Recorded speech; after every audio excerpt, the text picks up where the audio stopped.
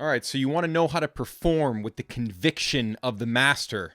Well, that's good because that's exactly what I'm going to show you how to do in this video. I'm going to show you how to prepare a solo for a sold-out audience. And I'm going to do that by sharing an excerpt from a one-on-one with one of my inner circle OG masters, Sean Cool Cat Fitzpatrick from Atlanta. He's playing in the pit band of Godspell, right? So you know it's this massive production. He's got to sound like an absolute wizard. So obviously in the show, there's a few guitar solos. In this lesson, we got onto one of the guitar solos, which is just a beautiful example of practice. We have the short little form with this very specific harmonic sequence. It really only leaves you time to play something iconic. So this is kind of where we're dancing in between improvisation and composition. That's preparation for a gig, because think about it. What Sean needs to do is he needs to master the pathways through that harmonic sequence. So he's going to create as many pathways as he needs to feel comfortable. And that's going to be different for everyone. And in this lesson, we're really only talking about 2 different pathways. And we'll see that that takes you extremely far. We start off the lesson by doing the Bach basics. So the Bach basics are really simply the tetrachord framework, right? The 4-note chord framework. So when you think about it from Bach perspective, that's when it makes sense why it's not the 7th as the 4th note we add on a chord. It's often the 2nd that is the 4th note we add on a chord. So when we're talking about tetrachords in this video, you'll see we're talking about chords that have the 1, 3, 5 and the 9. Or you could think of it as the 1, 2, 3, and the 5. Now, as you'll see in the lesson, using those tetrachords opens up a whole new world of voice leading, right? So it can compound on itself, this voice leading idea, right? So now Sean, he's worked through triadic voice leading. He's ready to deal with tetrachord voicing. And it's really not that big of a leap to make once you're bulletproof on the triadic voice leading, but you're going to see the power of adding those tetrachords. You're going to see this natural melodic development that's just a result of voice leading each tetrachord one to the next, just respecting that harmonic sequence in this specific form that we're isolating and working on. And within that form, there are smaller parts that we isolate. We'll look at the idea of isolation. Isolation is huge. I mean, that's really the name of the game with efficiency, right? You want to get shit done in your practice. Isolation. You're going to see exactly what that looks like on this practice here. As always, we get into the mentality of practice. I mean, now we're seeing the mentality of practice applied to that setting where you have musicians that are counting on you, right? You have the opportunity to blow their minds, or at least make them feel grateful for the work that you've done. You know, let them see, oh, you really put the work in here, and let that be a motivation for your practice. Let the other musicians who are going to be so grateful that you did your homework, let the idea of their gratitude inspire you to really go deep. A few things to consider is Sean is about 2 weeks out from the first performance, right? So he has some time to evolve this music, right? Once that triadic foundation is solidified in your ear and you hear that harmonic rhythm clear as day because you've gone through it in your triadic voice leading first principle practice, you will see opportunity to move beyond the triad. And that's exactly what we're talking about here with the tetrachord. When I say Bach level basics, we're really talking about tetrachords. It's like triad plus one more, and then being meticulous about familiarizing yourself with all of those combinations. So without further ado, enjoy this lesson on performance mastery. Nice. Yeah. So yeah, Bach level basics where I'm playing open root position tetrachord. This is beautiful Bach practice. Yeah, that sounds so sick, man. Oh. But then this D, so here's something interesting, right? So the D sharp, that's that, that's that 3 minor chord. That's that Phrygian diatonic. So you can't really do the same tetrachord there. Something else happens. But you'll see I don't need to worry about it because there's only 2 beats of it. So it's like intrinsically cosmic. That lick is the basic, right? So you get in your basic variation. So obviously basic voice leading, ascending, then descending, and then invert it. You know what I mean? There you go. Now you got some pathway. How about?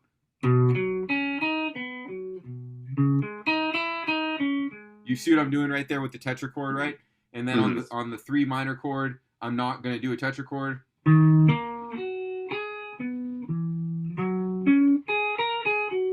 So I did the tetrachord on F sharp, right? So this is perfect from D sharp.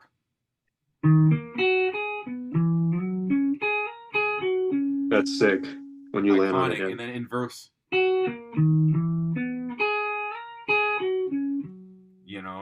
if you invert it, different little pathways connect, because now I'm adding the tetrachord. So this is good. If I start from the top of D sharp and I go 3, 5, 1, now 1, 5, 3, 3, 2, 1. Wow. Bach was more into the ninth. Yeah. See, on C sharp minor, that shit's huge Bach. And then now I don't play, because Phrygian Bach is like, oh, I gotta do something different. Perfect. We're not gonna have to worry about playing the tetrachord because you don't have enough time anyway. So you can just do like, that's the basic one. And then this note of E, well, that's G sharp. That's the ninth of F. But on the downbeat of F, I'm gonna slam into that A sharp. Now I'm in F sharp. You can hear I just slammed into that F sharp, and I can tetrachord it downward. Or wow, I see. Both. Yeah. You know, or I see what you're saying. Cool. Or whatever, you know, combinations. Now I've got some pathways, you know, it's just all some different pathways to think about. So what I'll do is I'll go 3 and 4.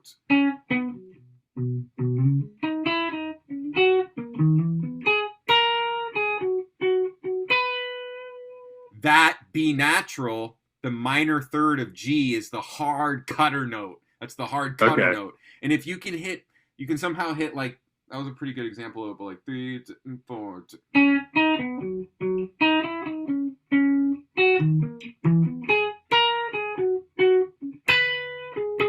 Yeah, I see that.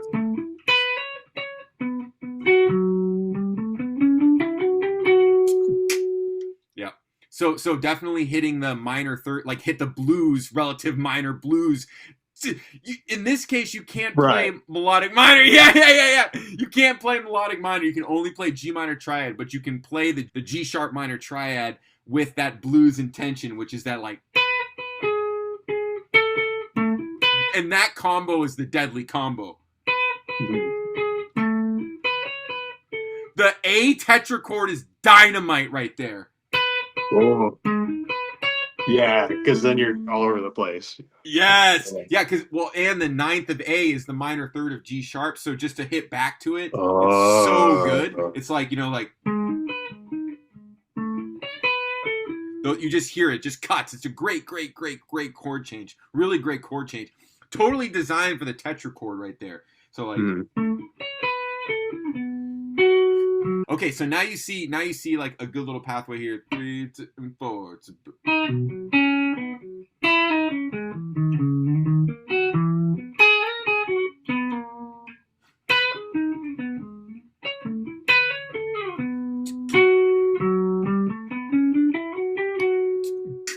And that's your practice. You repeat the same pathway. Dude, this is essential repeating spiral practice.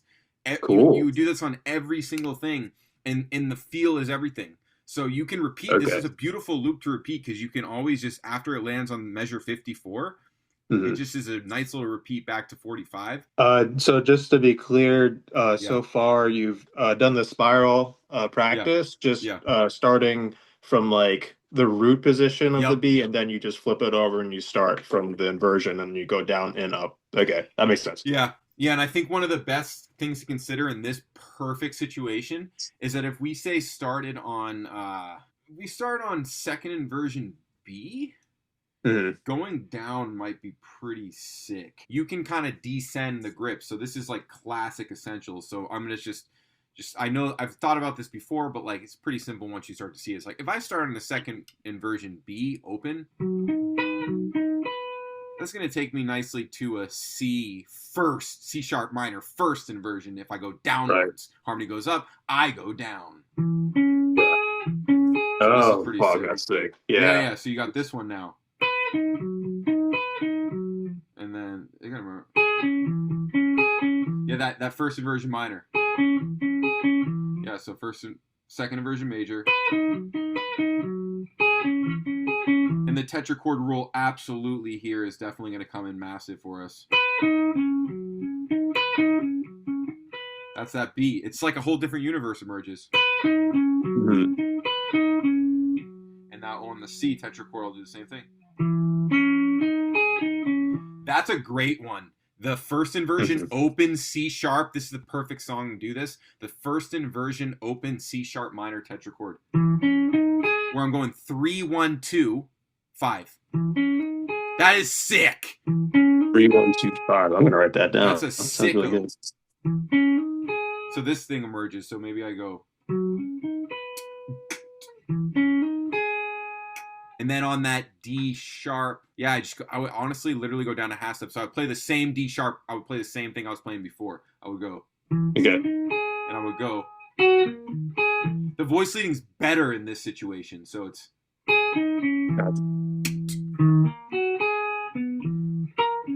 So now I'm going back, but I could purposely from that E, just to do something different, I could just go down instead of going up a whole step to F sharp like I was doing before. I can do this.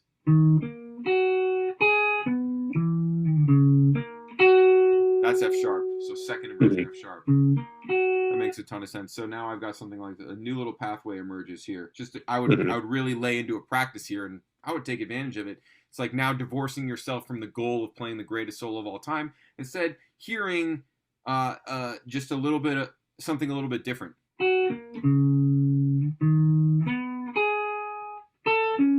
That's the one worth practicing. The F sharp, G sharp to A.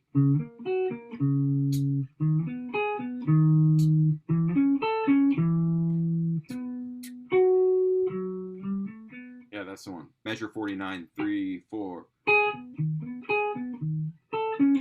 That shit's hard.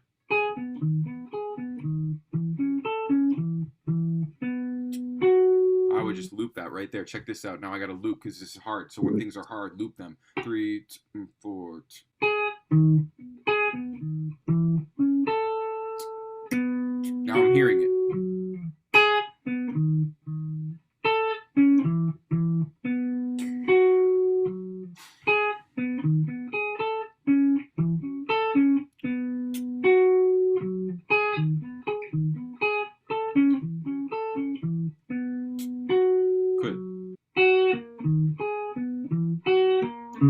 Hit that. I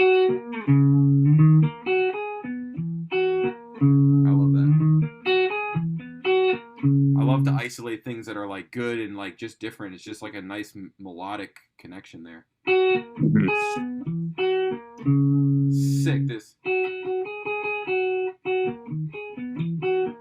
Dead. That's sick, dude. Yeah. Yeah, you see what I'm doing though, right? Like I'm attacking it from every level. And the thing that you could miss is that you're just simply trying to get that pathway so crystal clear in your mind that you can just play like every obvious variation. Like some guy at a circus juggling like, you know, chainsaws or something like that. Oh, good. Looks like you're enjoying the lesson. Well, I've got something for you. I've got Intro to Fretboard Mastery. It's for free. Now, link in the description. You know I've been talking about Fretboard Mastery.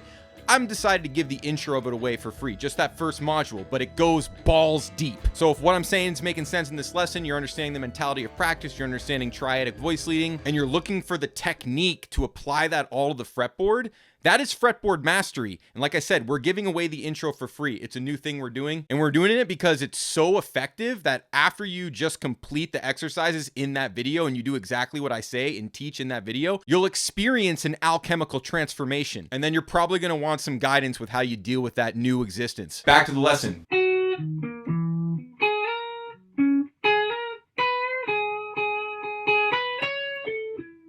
That's what that's the kind of rhythm I for sure, but also right, same kind of thing. Let's go crazy, man. Yeah. You know what I mean though? You see what I did, right? All I did was just play the triad upper partial. The first time I went, and then the second time I just went right from the 3 to the 5 to the 1. That's actually nice because hitting the 1 there is a really nice note to do. Oh, you resolve to the 1 and it okay. Like the last note playing in the phrase, like that's a good one. They'll never forget that one, you know. Yeah. You're sliding, you know, I'm sliding from the 9th, aka the 2nd, to the 3rd. I'm doing the tetrachord. I'm sliding in 2 and the 3, hit up that 5, drop down to that 1. Like classic good melodies. You know? Right, perfect voice leading. It makes perfect sense. Yeah. Yeah, exactly. Like the whole concept of once you're inside the chord to play a bigger interval, right? Classic, right? Because I'm going like, I'm connecting via, in this case, I'm connecting from, the G sharp minor. I'm playing the flatted third of the G sharp minor, which is the ninth of the A. And so that's a common tone. So I'm connecting via common tone. Perfect voice leading as the chord change pivots. But then I slam up by going up a minor third to the fifth as I slide into the major third, go up a minor third, and then big interval drop down a fifth to contrast all that tight little voice leading, but it's contrasting it perfectly because it's inside the chord. I'm not changing chords when I drop the interval. I'm still in the same chord. The ideal situation, right? Right. Perfect for, what the composer wanted to hear. Yeah, the composer would literally like give you a bonus for that. Like that's the kind, because that's the point, and you should, right? That's the whole point. That's actually when the skills of jazz become really appreciated, is when you can use them in this exact way, where you're just like, okay, how can I really aspect this chord progression in the simplest, honest way possible? But like, it's gonna sound like you created the greatest thing ever, when really the logic was like to not create anything theoretically, to just to channel it, basically using the basic tools and mentality of triadic tetrachord voice leading and driving rhythm and rock and stuff like that. And you see it's a great exercise right here. Great exercise. And I'm like pretty floored that we're getting so much mileage out of just an enharmonic ascension, basically. It's crazy. Yeah. It is kind of low-hanging fruit, that is exactly what we're doing with triads. We're taking advantage of the low-hanging fruit. It's the similar principle. And I think if you play it just true to the form, like we're doing, like we're talking about, it will evolve naturally on you over the next 2 weeks, even into the end of the show period. Like in the 7th or 8th show, you may hit a seventh, you may hit that flat seventh on the F sharp, you know what I mean? You may find things like that start to emerge. Maybe hit that minor seventh on the C sharp, stuff like that might emerge. But it really just emerges naturally from this thing that we're doing, where we're not really thinking beyond the tetrachord. And it's classic to do it like that. It's like the such a simple mentality to be like, okay, 4 beats per chord, tetrachord, 2 beats per chord, triad. It's like, it's that. What more do you need? Yeah, literally, right?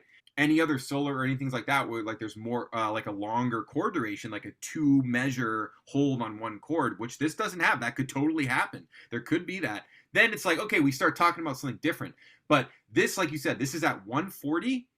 Like maximum chord duration is 4 beats. You literally would never even think beyond the tetrachord. Anyone who's thinking beyond the tetrachord is not. They're missing something in their logic there. It's really not about beyond that. Never say never about anything, and just let it evolve, right? Just let it evolve from that basic foundation we've just discussed, and practice that, man. Really enjoy the practice, because it'll be a huge payout, dude. Everyone in your entire city. Where do you live? Excuse me, Atlanta. I thought so. Yeah, so that's a pretty big city. Yeah, dude. So I mean, dude, you know what I mean? Like, whew, it will be well received, man. Well received. People are like, dude, I forgot about the triads. That's the whole danger, I would say, with jazz culture and hanging around with jazz musicians is, they'll talk you into playing out, and it's just like, what's great is that if you just come in and play not out, everyone loves you. Well, that's including the band. And I feel like that's what, when you listen to recordings, like the reason why it's difficult to sound like the great jazz musicians is because they're playing something so specifically in. Exactly. I fully agree. Is because they're all thinking from the composer side of view, even if they're not the composer. So even if they're, because the composer's like, if Miles writes the tune and then the guys are like not playing it like basic, because I've been in this situation myself 100 times. If the guys are not playing it basic, then he's gonna be like, dude, you're not playing the tune. So it's this, so like the whole mentality of just respecting the chords, and then seeing in this example, like, oh, such a simple little chord progression blows up sky high just by playing it. it's like, well, that's the lesson right there. That's the lesson to be learned. This was really helpful. Wow. So you actually did make it all the way to the end. Well, then, you're special. And I would say find me on Instagram and send me a message because, we've probably got plenty to talk about here. So you can see that. All the links in the description for everything. Intro to Fretboard Mastery now for free. Go check that out. Link in the description. And I'll talk to you soon. Literally.